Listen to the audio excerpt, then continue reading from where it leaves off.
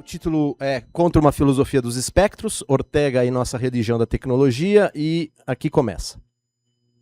Em 1999, o cantor e compositor David Bowie deu uma entrevista à BBC quando, entre outros assuntos, a conversa foi para o tópico da internet, então a descoberta do momento.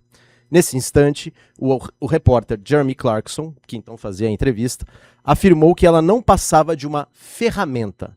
Educadamente, Bowie discordou. Disse que a internet era, na verdade, uma forma de vida alienígena e que ninguém tinha se dado conta das suas possibilidades inimagináveis. 27 anos depois, com a rede dominando todos os níveis da nossa sociedade e agora já no território nomeado como inteligência artificial, doravante IA, graças à sua popularização pelas LLMs, Large Language Models, o psicanalista e neurocientista Ian McGilchrist afirmou que não seria um exagero admitir que a IA poderia sim ser um portal tanto para novos modos de comunicação como para um outro tipo de consciência, muito além do nosso mundo dominado pela razão e pela tecnologia. Esses novos modos de comunicação surgiram na renúncia ao conhecimento preciso, a episteme platônica, ocorrida durante o Renascimento. E ela é muito perigosa. A razão é simples. Tal renúncia acaba em um único movimento, com a possibilidade do homem ter convicções para apoiar-se em suas andanças pelo mundo. Como bem observou Ortega y Gasset em seu livro Em Torno de Galileu, publicado em 1933, não existe um homem sem convicções. Até mesmo um cético tem a sua convicção de que a dúvida é a base de sua visão de mundo. Mas quando se legitima a dúvida como um princípio sistemático e se renuncia consequentemente a um saber empírico na crença de que isso é a atitude correta do verdadeiro conhecimento, é aqui que se dá a crise daquele período indistinto chamado de humanismo e que antecipou o Renascimento. Existem com isso duas opções de vida: aceitar a própria renúncia e assim viver a sua vida em algo próximo da paralisia, ou então tomar a renúncia como impulso para uma ambição desmedida. Aparentemente, são diferentes, mas no fim convergem para um mesmo ponto: o desencantamento do mundo, se usarmos a expressão de Max Weber, ou se voltarmos à patrística cristã, a ascedia.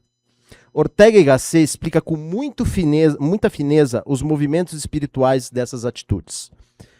Aqui tem um trecho do Ortega que eu sempre gosto de emoldurar, né? Que é do Em Torno de Galileu. Viver é sempre, queira-se ou não, estar com alguma convicção, crer em algo sobre o mundo e de si mesmo. Essas convicções, essas crenças podem ser negativas. Um dos homens mais convencidos que pisaram sobre a terra foi Sócrates, e ele estava convencido somente de que não sabia nada. Pois bem, a vida, como crise, é ter um homem com convicções negativas. Esta situação é terrível. A convicção negativa de não se sentir certo sobre nada importante impede o homem de decidir sobre o que vai fazer com precisão, energia, confiasmo e entusiasmo sincero. Não pode encaixar a sua vida em nada, ligá-la a um destino certo. Tudo o que faça, sinta, pensa e diga será decidido e executado sem convicção positiva, sem efetividade. Será um espectro de fazer, sentir, pensar e dizer. Será a vita mínima, uma vida vazia de si mesmo, inconsistente, instável. Como no fundo não está convencido de nada positivo e, portanto, não está verdadeiramente decidido a nada, com suma felicidade o homem passará, e passará também a massa de homens do branco ao negro.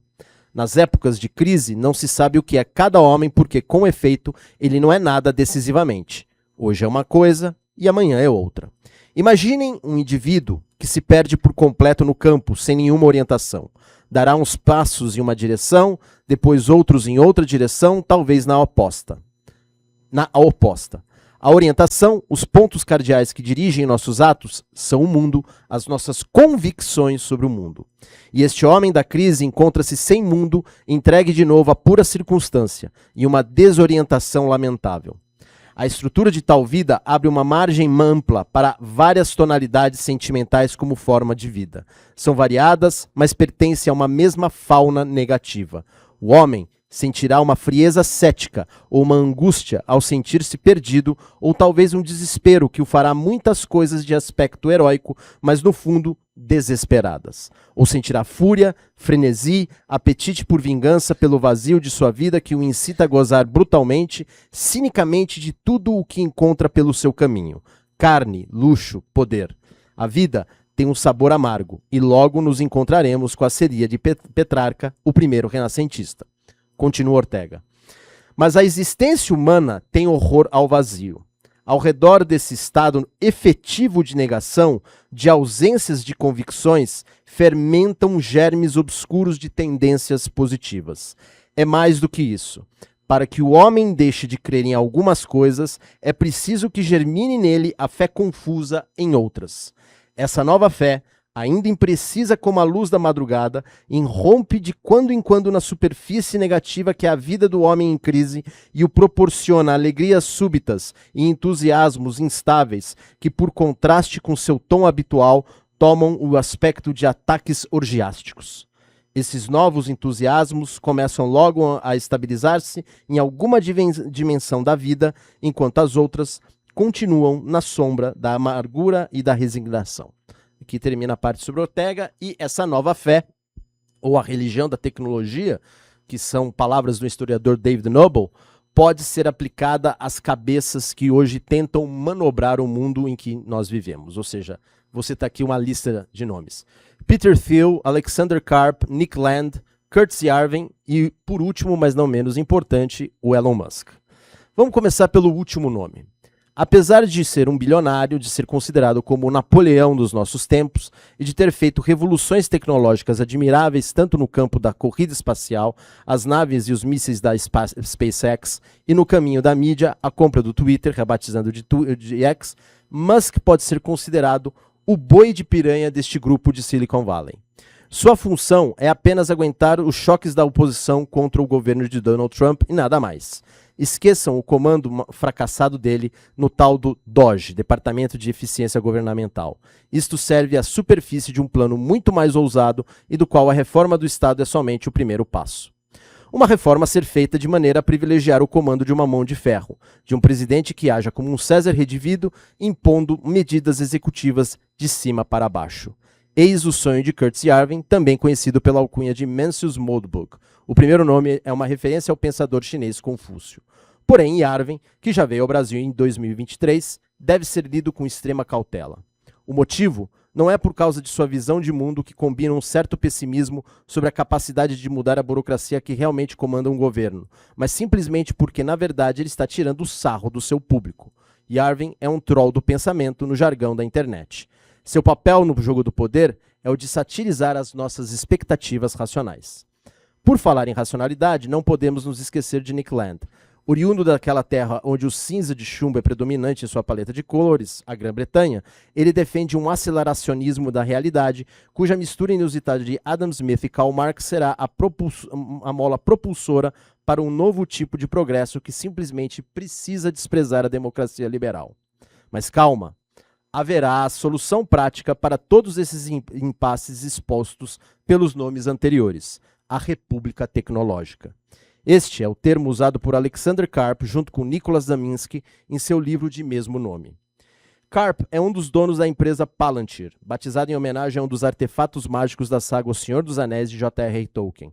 E sua especialidade é extrair dados dos mais diversos níveis da realidade, entre eles o nosso cotidiano, e computá-los via um software próximo do sobrenatural. Depois, com isso, ela vende novas estratégias de antecipação do comportamento humano para braços militares do governo, entre eles a CIA e o Pentágono. Em seu tratado, publicado no início desse ano, Karp tem a seguinte tese: nos últimos 30 anos, a elite do Vale do Silício perdeu a sua vocação. Preferiu se render à criação de produtos de bens de consumo, aplicativos, computadores pessoais, serviços de comércio, em vez de compreender que a internet foi a primeira fase para uma inovação sem precedentes. O correto seria que essa mesma elite se unisse ao Estado americano em um novo plano de defesa que combinasse tecnologia de ponta e uma mão de obra extremamente eficiente, e assim impedisse que uma outra superpotência, no caso a China, lidere a corrida sobre quem vai dominar um novo tipo de bomba atômica, a inteligência artificial, o santo graal da religião da tecnologia. A comparação de Karp entre esses dois tipos de inventos é consciente. Para ele, os Estados Unidos precisam embarcar num novo projeto Manhattan, a empreitada que deu origem à maior arma de destruição em massa já criado pelo homem. Mas agora, em vez de manipular a estrutura do real por meio de prótons e nêutrons, o que temos é a IA alterando por completo o conhecimento do próprio mundo. Por isso, Karp defende que, em termos educacionais, é necessário também uma reviravolta nos valores. Nesse sentido, os Estados Unidos precisam redescobrir a importância de defender, entre aspas, a civilização ocidental. Em outras palavras, Karp é contra toda e qualquer espécie de cultura identitária. Na sua ótica, aquilo que alguns chamam de wokismo enfraqueceu a nação americana nos seus fundamentos, impedindo-a de que promovesse um debate saudável sobre assuntos seríssimos, em particular nas universidades. O resultado é justamente uma elite política e econômica que, assim como os companheiros de Karp no Vale do Silício, é incapaz de dominar a própria tecnologia que criou e, portanto, incapaz também de reconstruir a república que irá aperfeiçoar o resto do mundo. O que Alexander Karp propõe sem nenhum pudor é um autêntico projeto de poder digno de Platão. E o sócio dele na Palantir, o empreendedor Peter Thiel, notório por ter sido o investidor anjo de uma empresa chamada Facebook, concorda com isso em gênero, número e grau. Dono de um intelecto aguçado, capaz de financiar diversas iniciativas políticas e culturais, além da startup de Curtis Yarvin, foi Thiel que bancou a campanha de J.D. Vance para o Senado, o que possibilitou a entrada deste último como vice-presidente na chapa de Trump em 2024. Peter Thiel tem uma visão de mundo sofisticada, impossível de ser reduzida em clichês ideológicos, e por isso é alguém que deve ser respeitado e temido antes de ser desprezado, como a inteligência progressista faz com ele nos últimos anos. De certa forma, não é exagero afirmar que Peter Thiel é o rei filósofo imaginado por Platão e que o mundo se tornou o seu laboratório para a próxima tentação de Siracusa, quando o pensador grego foi treinar Dionísio, o jovem tirano da província siciliana, e fracassou miseravelmente. Além de ser o autor de um livro que se tornou uma bíblia para a criação de startups, de 0 a 1, publicado em 2012, Peter Thiel escreveu 3 ensaios filosóficos que explicitam uma orientação política bastante peculiar. Os textos são O Mito da Diversidade, de 1995, que é uma polêmica contra o politicamente correto que então infestava as universidades, O Momento de Strauss, de 2004, que vocês podem encontrar na coletânea Política e Apocalipse, que foi lançada aqui no Brasil pela Realizações. Aqui? E O Niilismo Não É Suficiente, escrito em 2023 e que pode ser encontrado aí nos subterrâneos da internet. O segundo título, né, da obra do Thiel, O Momento de Strauss, é uma homenagem a Leo Strauss, pensador alemão exilado nos Estados Unidos por causa do nazismo e que desenvolveu uma filosofia baseada em estratégias retóricas que nos ajudam a escapar do totalitarismo da modernidade, algo caro a Peter Thiel. E o terceiro é um diagnóstico agudo sobre a paralisia existencial que atinge o mundo contemporâneo e que logo alimenta a mesma estagnação do progresso tecnológico e do papel das elites já analisada por Alexander Karp. No fundo, o que une todos os nomes citados acima, junto com a administração Trump, é a esperança de que o impasse da situação atual só será resolvido por meio de uma ruptura apocalíptica, de preferência feita por esses poderosos que se escondem nas sombras. O vocabulário religioso não é usado aqui de maneira displicente. Vejamos o próprio exemplo de Thiel. Ele é um cristão conservador assumido, apesar de paradoxalmente ser também um homossexual militante, e é um discípulo do antropólogo René Girard. Girard é conhecido pela sua teoria mimética, que alega que o comportamento humano é motivado pelo desejo de imitação. Copiamos uns aos outros porque sempre há uma terceira pessoa que estimula isso.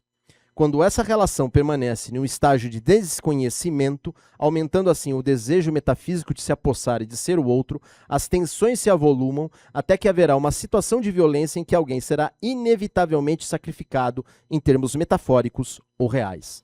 A partir dessa vítima, o bode expiatório, o ciclo de imitação se renova e tudo recomeça até chegar a um novo impasse e a um novo conflito. Para Girard, o cristianismo foi a religião que revelou esse mecanismo sangrento aos olhos de todos. Aqui, falei para você que isso daqui era... Para Girard, o cristianismo foi a religião que revelou esse mecanismo sangrento aos olhos de todos e nos possibilitou, grosso modo, de construir a cultura moderna em que estamos inseridos, uma cultura cujo verdadeiro herói sempre será o mais fraco. Thiel adota, em parte, todos esses pontos feitos pelo pensador francês. Afinal, foi seu aluno na Universidade de Stanford e ajuda a divulgar seu pensamento por meio das ações do think tank chamado Imitatio. Mas não é apenas isso. Girard e Thiel acreditam que a mensagem do evangelho cristão é de apocalipse, isto é, da revelação das primeiras e últimas coisas de como o mundo realmente funciona. Porém, o discípulo acrescentou algo que o mestre sequer imaginou, ao perverter essa esperança autêntica com um detalhe: a importância da técnica e da tecnologia nesse processo. É aqui que os projetos de Peter Thiel, Alexander Karp, Nick Land, Yarvin, Musk e Trump convergem de forma assustadora porque eles estão possuídos por uma imaginação apocalíptica. Para eles, a inteligência artificial é a nova bomba atômica que será um poder que contém a violência inevitável do anticristo, simbolizado nessa perspectiva pela ordem democrática liberal dos últimos 70 anos, responsável pela corrupção moral do Ocidente e que chegou ao seu ápice entre os anos 1990 e 2000. O uso do verbo conter é proposital. Thiel e sua turma, apelidada erroneamente pela imprensa de iluminismo sombrio, pois poucos se preocupam com a racionalidade filosófica, eles têm a crença absoluta de que hoje são o catecon dos nossos tempos.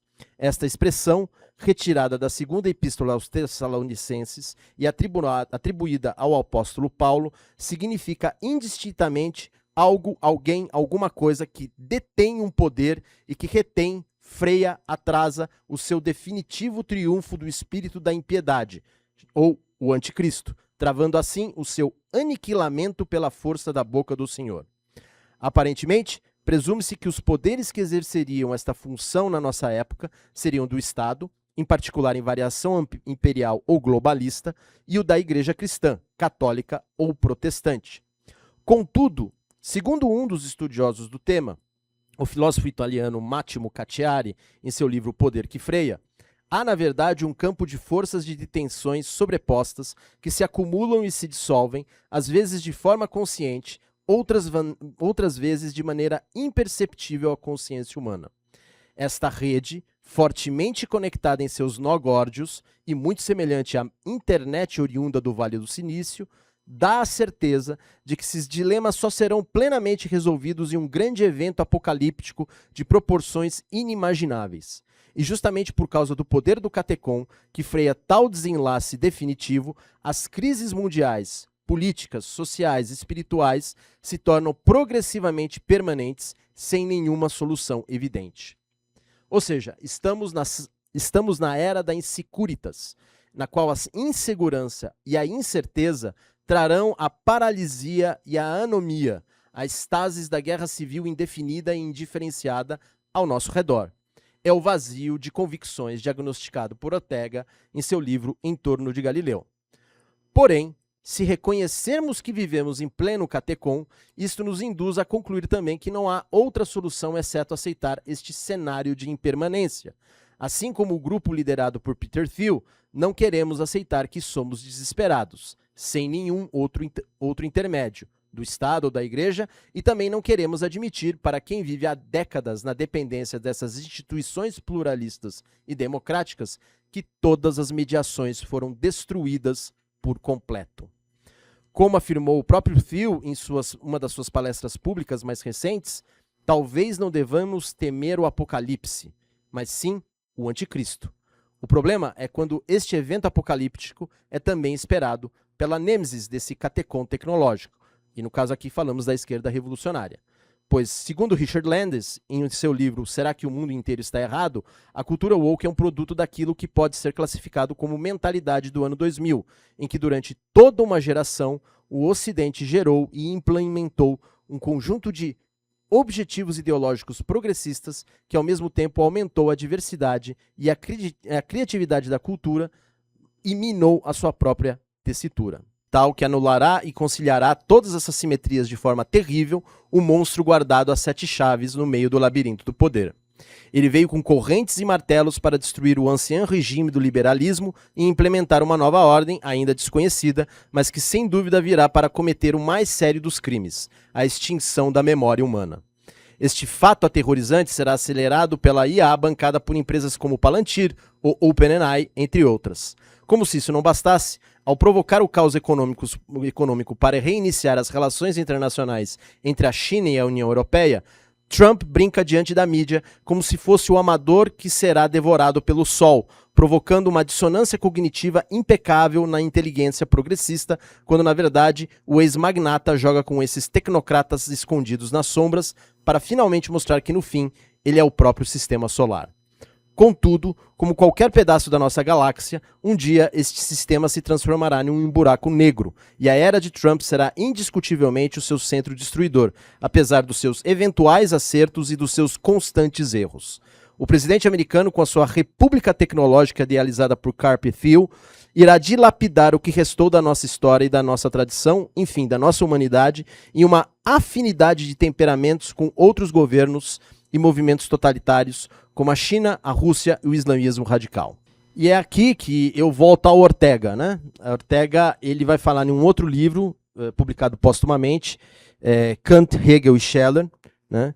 Que o alerta de Ortega é que essas ideias tão intemporais cobram um aspecto de temporalidade quando se projetam numa mente e que, ao se chocarem com a mente de um homem demasiado inteligente, como são esses pensadores que orientam a religião da tecnologia, sem dúvida nenhuma, o que temos é o perigo de ser também uma agressão ao nosso próprio intelecto, pois, ao olhar para a história da filosofia como se fosse uma espécie de filme cinematográfico, este movimento de imagens transforma a própria filosofia em uma história de espectros, ou no caso, uma filosofia de espectros. O resultado disso é a ausência da concretude própria contra quem deseja seguir os impulsos e os ditames da razão vital, e assim negar a verdadeira vocação do ser humano, que é a de ser de um náufrago, alguém que aceita a desorientação como única orientação possível e, ao escolher a incerteza e o desespero sincero como bases para uma ação humana autêntica, reencontra, enfim, a liberdade interior necessária para construir pouco a pouco a liberdade exterior das comunidades e dos estados. Nessas horas, a filosofia se torna um tanto inútil. Precisamos recuperar com urgência o alerta dado em Marcos, capítulo 5, versículo 9, quando Jesus curou um endemoniado e perguntou qual era o nome do espírito que atormentava o infeliz. A resposta é conhecida, e ela implica que a decisão agora é saber se conseguiremos manter a nossa unidade e a nossa dignidade como seres humanos diante da religião da tecnologia. Caso contrário, apenas iremos dizer: meu nome é Legião, porque somos muitos. Bem, terminou.